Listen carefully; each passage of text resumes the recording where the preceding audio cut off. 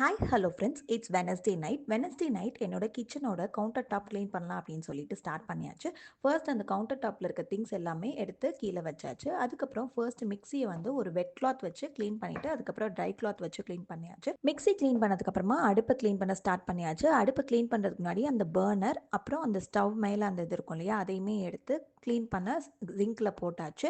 அதுக்கப்புறமா அந்த அடுப்பை நல்லா விம் லிக்விட் ஊற்றி நம்ம நல்லா தேய்ச்சி கழுவ ஆரம்பிச்சாச்சு. அப்புறம் அதுக்கு மேலே இருக்க அந்த செவரையுமே நல்லா தேய்ச்சி கழுவ ஆரம்பிச்சாச்சு. ஸோ இந்த கவுண்டர் டாப் வந்து கொஞ்சம் பெருசு அப்படிங்கிறதுனால நான் கொஞ்சம் டைம் எடுத்து பொறுமையாக தான் பண்ணுவேன். ஸோ நல்லாவே கீழே அந்த செவரு எல்லாமே நல்லா தேய்ச்சி கழுவுனதுக்கப்புறமா வைப்பிங் ஸ்டிக் இருக்குது. ஸோ அதை வச்சு இந்த ஃப்ளோரில் இருக்க தண்ணி எல்லாமே நம்ம வந்துட்டு ட்ரை அவுட் பண்ணியாச்சு. அதுக்கப்புறம் ஜிங்கில் இருக்க அந்த டேப்பையுமே வந்து நம்ம க்ளீன் பண்ணியாச்சு. அப்புறம் ஜிங்க் ஃபுல்லாக இருக்க பாத்திரத்தையுமே நல்லா வாஷ் பண்ணியாச்சு. பர்னர் அப்புறம் அந்த கேஸ் ஸ்டவ் இதையுமே க்ளீன் பண்ணியாச்சு. ஸோ அவ்வளோதான், இந்த கிச்சன் கவுண்டர் டாப் சூப்பராக க்ளீன் பண்ணி முடிச்சாச்சு.